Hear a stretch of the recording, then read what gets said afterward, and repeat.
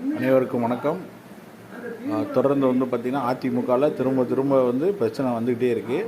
தொடர்ந்து ஏற்கனவே கட்சி ரெண்டாவது உடஞ்சி, அப்புறம் 3ஆவது உடஞ்சி, 4ஆவது உடஞ்சி, 5ஆவது உடஞ்சி, இப்போ கிட்டத்தட்ட திரும்ப ஒரு 10ஆவது உடஞ்சிருச்சுன்னு நினைக்கிறேன்.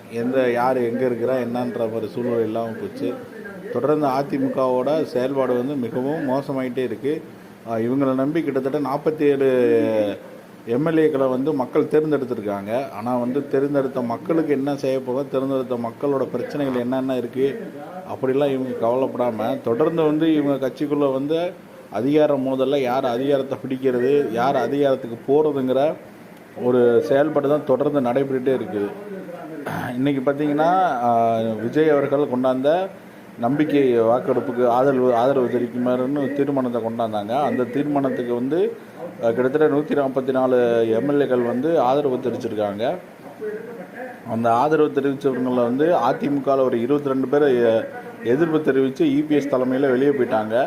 இன்னொருத்தவங்க பார்த்திங்கன்னா சிவி சண்முகம் தலைமையிலான எஸ்பி வேலுமணி மற்ற கிட்டத்தட்ட 25 எம்எல்ஏக்கள் அதிமுக எம்எல்ஏக்கள் இந்த ஆட்சி தொடரணும்னு சொல்லி ஆதரவு அளிச்சிருக்காங்க. இப்படியே போய்கிட்டு இருக்கு. ஆனால் அவங்க கட்சிக்குள்ள மிகப்பெரிய ஒரு மோதல் அதிமுக திரும்பவும் 2ஆக பிளக்குது. இப்போ மட்டும் இல்லை, திரும்பவும் 2ஆவும் பிளக்கு, 4ஆம் பிளக்கு எத்தனை வேணாலும் இப்போ பிரியறதுக்கு வாய்ப்பு அதிகமாக தான் இருக்குது. ஏன்னா இந்த கட்சி ஆட்சிக்கு கிட்டத்தட்ட பல தேர்தலில் தொடர்ந்து தோல்வி முகத்தில் தான் இருக்காங்க. இது உள்ளாட்சி தேர்தலாக இருந்தாலும் சரி, நாடாளுமன்ற தேர்தலாக இருந்தாலும் சரி, சட்டமன்ற தேர்தலாக இருந்தாலும் சரி, தொடர்ந்து ஆட்சியை பிடிக்கக்கூடிய இடத்துக்கு இவங்க இன்னும் வரவே இல்லை. தொடர்ந்து அடுத்தடுத்த தோல்விகளையே சந்திச்சுட்டு இருக்காங்க. அப்படி இருக்கிறப்ப இன்றைக்கி இவங்க 2 பிரிவுகளாக நின்று ஒருவருக்கு ஒருவர் குற்றக்குறைகளை சொல்லிக்கிட்டு இருக்காங்க.